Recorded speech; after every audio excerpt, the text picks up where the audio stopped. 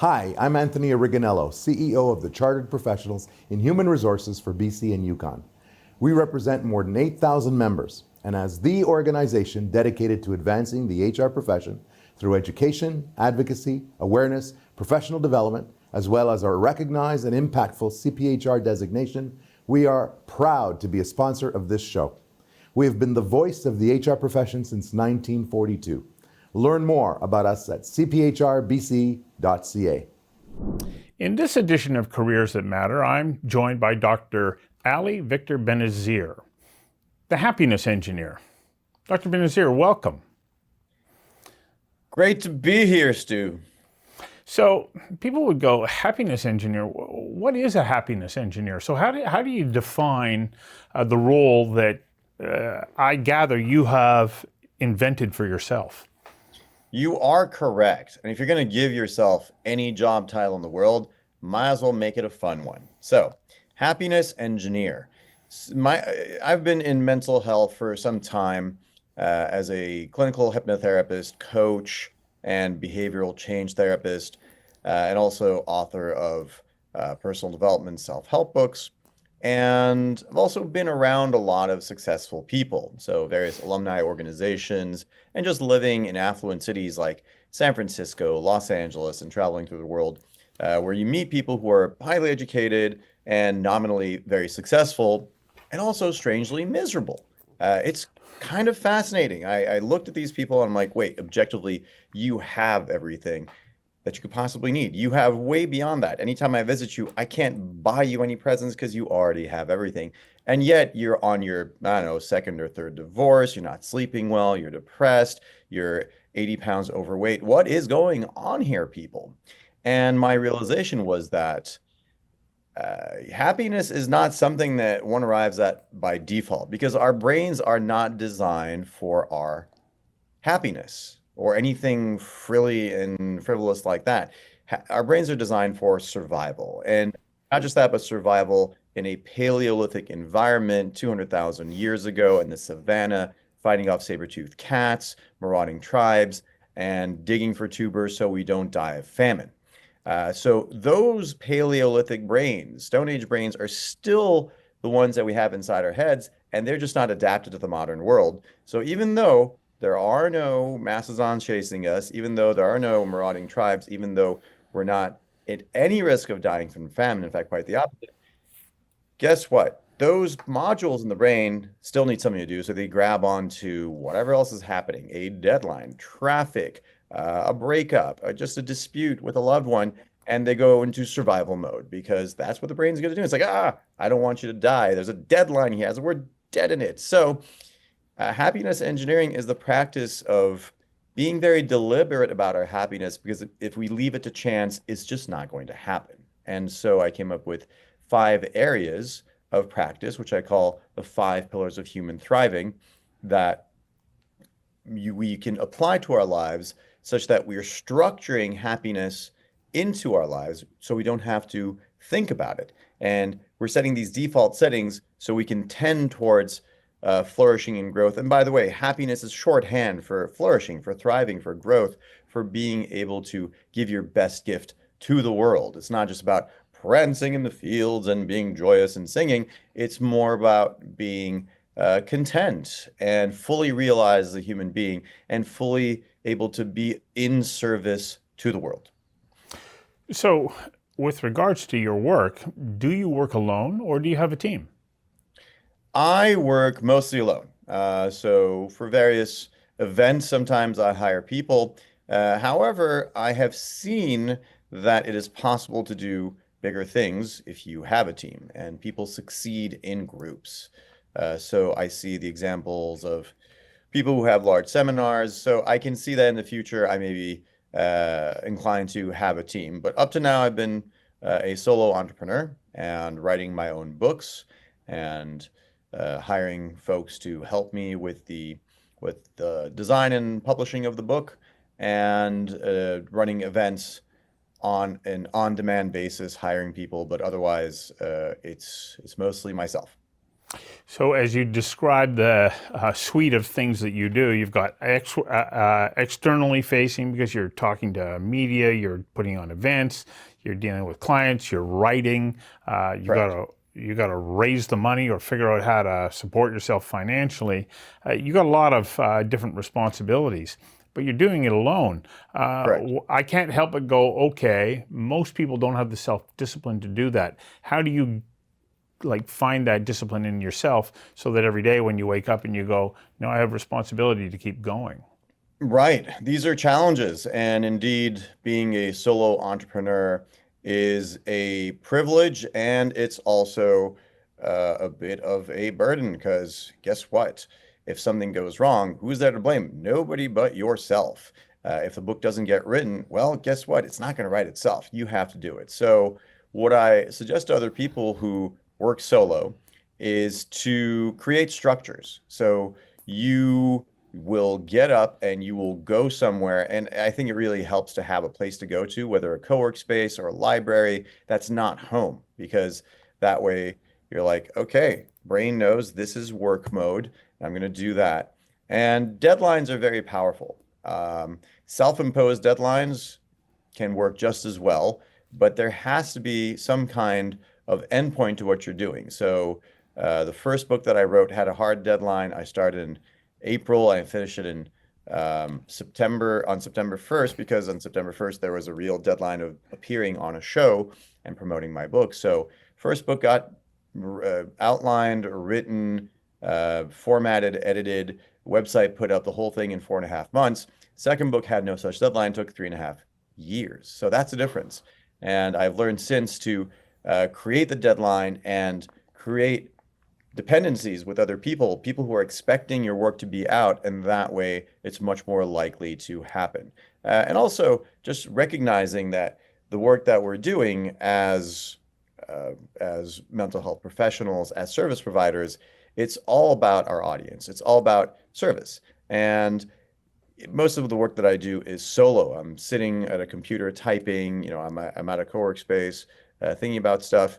It's really important to create that face-to-face interaction to realize, no, this matters. There are people out there who are waiting for what you're doing, and that makes it much more compelling if you don't have an office to go to surrounded by other people.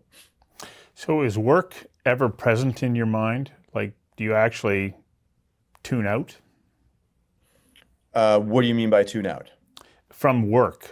Do you say, Oh, no, I'm just going to enjoy the great outdoors and the people that I hmm. love, and I'm going to put work over here? Or is it always there because nobody else is responsible for it other than you?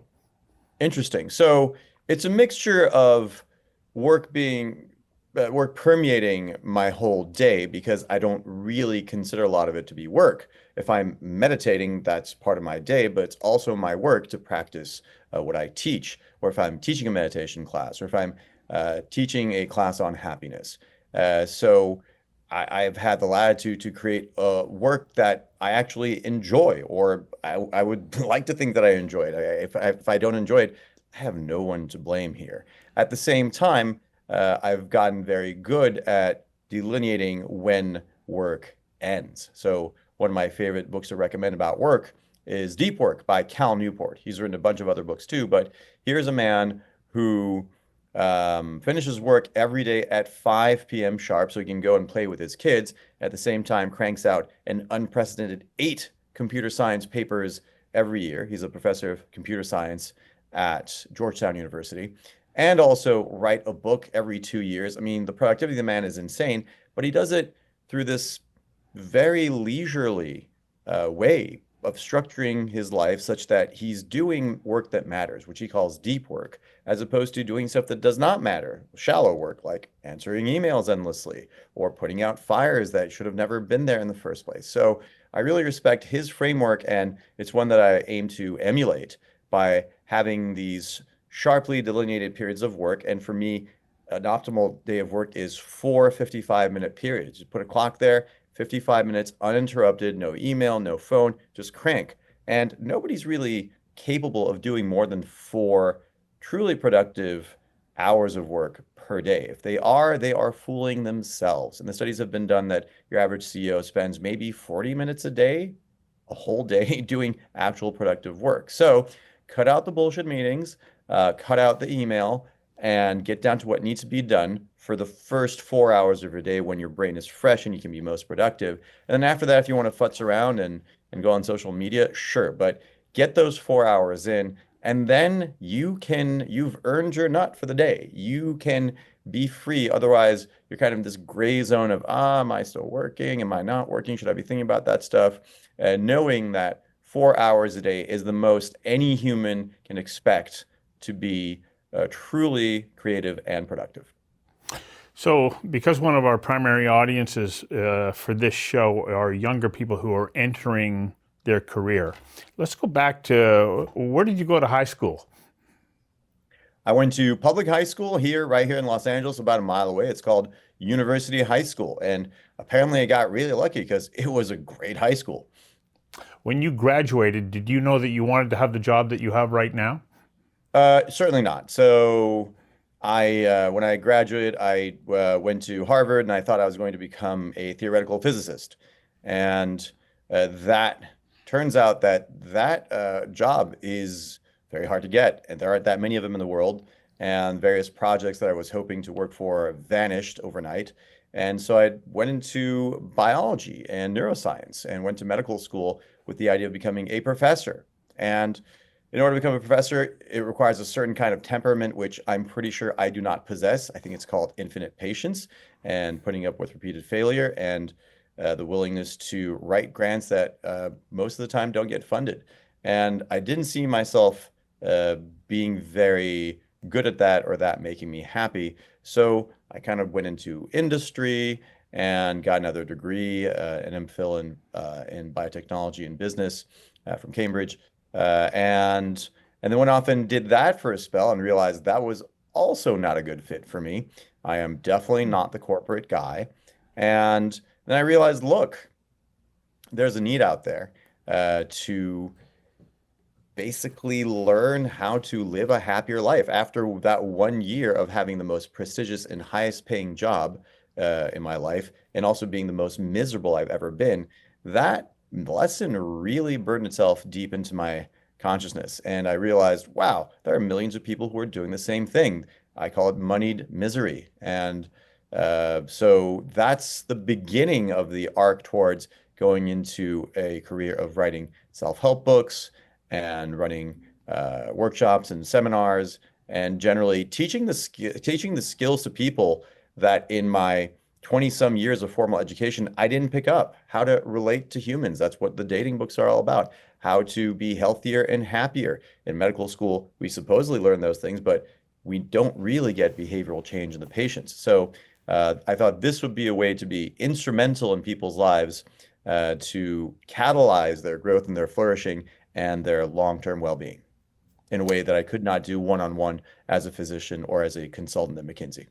So how long have you been doing this now? So The Tao of Dating was my first book. It got published in 2005. Been doing that since. So we're coming up on 20 years. Wow. Congratulations. Thank you, sir. And I'm a fan of your work. So just to wrap up here, if you were to take a look at yourself and say, on this journey that I've been on, here's something that I discovered about myself that made it possible for me to be able to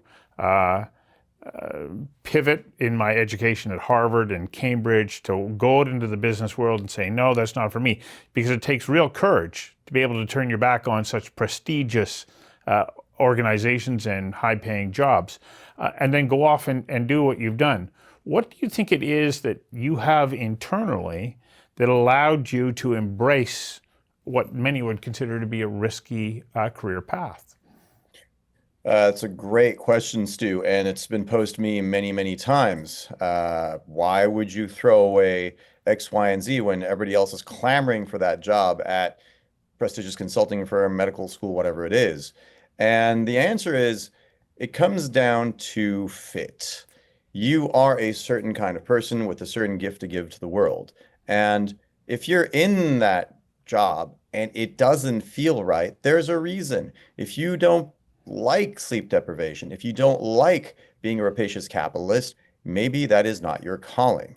At the same time, I did other things that felt so much more natural to me and so much more just congenial to my own spirit. And I thought, okay, that's nice, but can that make a living? And what really helped was seeing other people who had done it. And I thought, okay, can I do that at least as well as that guy? And do I have the talent, the gifts, at least as much as that guy to pull off something like that? And I wish I could say I had some infinite well of self-confidence from which I say, yes, I can do it. But no, it was really like, okay, that guy jumped with the bungee cord and he bounced back and he was okay. Therefore, I can do it too. So looking at my predecessors, looking at models of this having been done before, and I was a professional poker player for a few years, and poker is a game of calculated risks. It's not about recklessness, because if you do that, you lose all your money very, very quickly. And so I'm a big fan of calculated risk. I'm like, okay, I'm going to abandon this supposedly lucrative career called medicine. Is the alternative at least as good, if not better? And turns out that if you are willing to take some risks and do it in a way that is calculated and based on precedent and execute well, then yes, there are a lot of possibilities out there that can work out well for you. Wow. Great thoughts. Thank you for giving us an insight into your current work and your career path. Appreciate your time today. Thank you, Stu. You're very welcome.